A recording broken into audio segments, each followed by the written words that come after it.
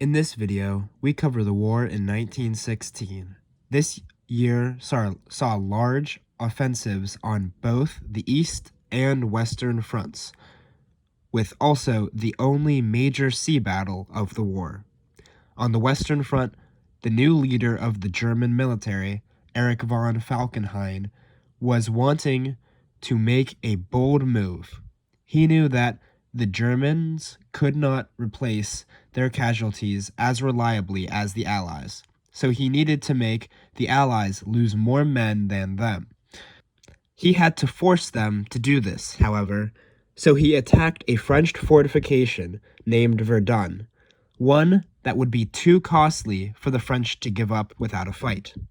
He did this hoping that the Germans would kill 5 French for every German they lost, where they would, quote, bleed France white, end quote. This became known as the Battle of Verdun, lasting the better part of the entire year of 1916. It would cause the deaths of hundreds of thousands on both sides, with the casualty count for France estimated at 1 million men, whereas the Germans were closer to 900,000, not the 1-to-5 ratio that Falkenhayn had dreamed of. The British, in response to Verdun, launched their own offensive on the entrenched Western Front, further north at the Somme. This was the Somme offensive, which was even more bloody than Verdun to its south. The British also utilized a new invention at this battle, the tank.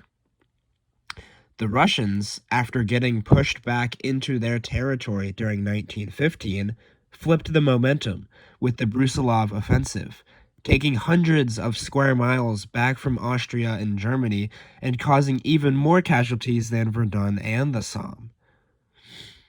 The Russian success against the Austrians specifically convinced Romania to join the Entente, hoping to kick Austria out of the war entirely. The Germans sent their reserves south, though, and Austria, Germany, and Bulgaria all invaded Romania simultaneously and conquered 90% of its territory before it could fully mobilize.